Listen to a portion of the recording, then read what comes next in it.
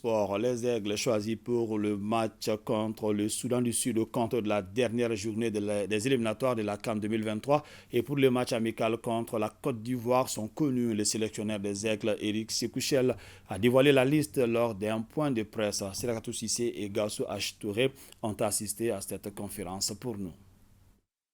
Le technicien des Aigles du Mali, Éric Sékouchel, a convoqué 25 joueurs tout en privilégiant la carte de la continuité. Les cadres Hambari Traoré, Mamadou Fofana Nojo, Boubacar Kiki Kouyaté et Ibrahima Kone sont là. Certains signent leur retour en sélection. Le défenseur Sikou Niakate, les milieux Yves Bissouma, Mohamed Kamara Chamanche, Adama Traoré Nos et les attaquants Lassine Sinayoko et Moussa Yenepo. On note l'absence de 2 joueurs cadres pour cause de blessures, El Bilal Touré et Amadou Haïdara Doudou. Qualifiés avec brio pour la CAN 2023, les Aigles du Mali, premiers du groupe G, 12 points, joueront au stade du 26 mars pour l'honneur le 8 septembre contre le Soudan du Sud, 4e 3 points éliminé. Ce match servira de revue de troupe au sélectionneur national Éric Sékouchel dans l'optique de la phase finale de la CAN en Côte d'Ivoire en janvier-février 2024. Soudan du Sud est un match important. Pourquoi ? Parce que c'est un match à la maison.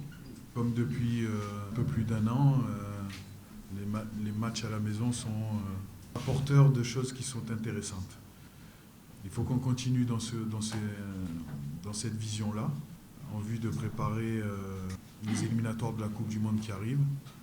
Les regards seront également tournés le 12 septembre vers Abidjan pour ce match amical international face à la Côte d'Ivoire. J'ai plusieurs objectifs sur ce match.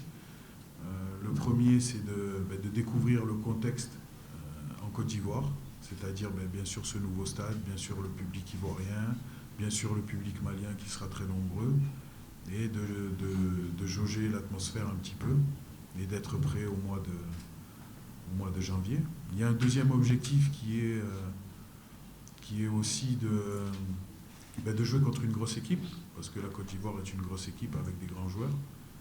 Il y a un staff technique avec un entraîneur qui a peut-être 30 ou 40 ans de football.